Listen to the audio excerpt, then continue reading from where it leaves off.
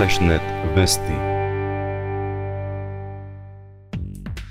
Ратевска река наместо по коритото тече низ Владимирските ниви, па од пролетните обилни врнежи останаа поплавени над 10 хектари земјоделски површини кај местност Стафарија. Овде речното корито не постои некаде околу 500 метри. Трета година поред е запишено. Надојдена е реката, Ратевска река, и е запишено коритото. Револтот кај земјоделците е голем, бидејќи оваа слика на поплавени ниви се повторува со години. Не тенсме работина. Сека година купуваме сено. А ливаите така ни поплавува и се заврши. Не знам додека ќе од таа работа.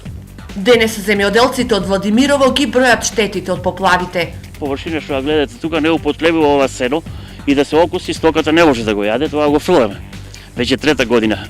Малешевијата поради лошите временски услови ќе остане и без малешевскиот бренд, компирот и сливата. Оваа година во Малешевијата ќе биде доста тешко да се преживее. Затоа што ако знаеме дека досега компирот во Малешевијата беше посаден 100%, сега можеме да кажеме дека компирот во Малешевијата е посаден само 30%. Можам да кажам сега за сливата веќе сигурно дека е во ниските предели тука што ги гледате овие делови, уништена е некаде околу 70%.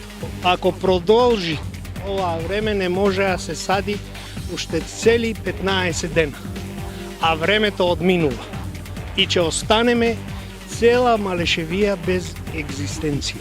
Па посадено може да дојде до скапување на истиот земјата, а за сливите монилијата зема замав скоро до пола е уништено вече, може и на плантажи да има исцело да е уништено, дека не е на време извршена заштита.